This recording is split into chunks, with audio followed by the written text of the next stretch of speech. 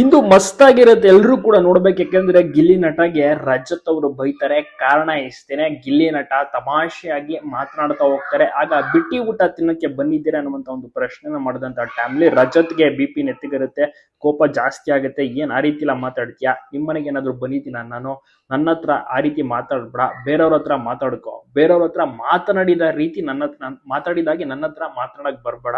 So ಬೇರೆಯವ್ರ ರೀತಿಯ ನನ್ನನ್ನ ಟ್ರೀಟ್ ಮಾಡ್ಬೇಡ, ನಾನ್ ಬೇರೆ, ನನ್ನ ಹತ್ರ ಇದೆಲ್ಲ ಇಟ್ಕೋಬೇಡ, ನಿನ್ನ ಆಟ ನನ್ನ ಹತ್ರ ನಡೆಯೋದಿಲ್ಲ, ಜಾಸ್ತಿ ಆಯ್ತು ನಿಂದು, ಬೇಡ ಮಗ ಇವೆಲ್ಲ, ಈಗಿಂದೆಲ್ಲ ಸರಿಯಾಗಿ ಅವಾಜನ್ ಹಾಕಿ ಬೈತಾರೆ ಗಿಲ್ಲಿ ನಟಗೆ. ಆಗ ಗಿಲ್ಲಿ ನಟ ಸಾರಿ ಅಣ್ಣ ಅಂತಾರೆ. ಗಿಲ್ಲಿ ನಟ ಒಂದು ಕಂಪ್ಲೀಟ್ ಬಿಗ್ ಬಾಸ್ ಕಂಟೆಸ್ಟೆಂಟ್ಸ್ಗೆ, ಮನೆ ಮಂದಿಗೆ ಒಂದು ಹೊಸ ಟಾಸ್ಕ್, ಅತಿಥಿಯಾಗಿ ಮಾಜಿ ಸ್ಪರ್ಧಿಗಳು ಅಂದ್ರೆ ಸೀಸನ್ 11ರ ಸ್ಪರ್ಧಿಗಳು ಮನೆಗೆ ಬರ್ತಾರೆ.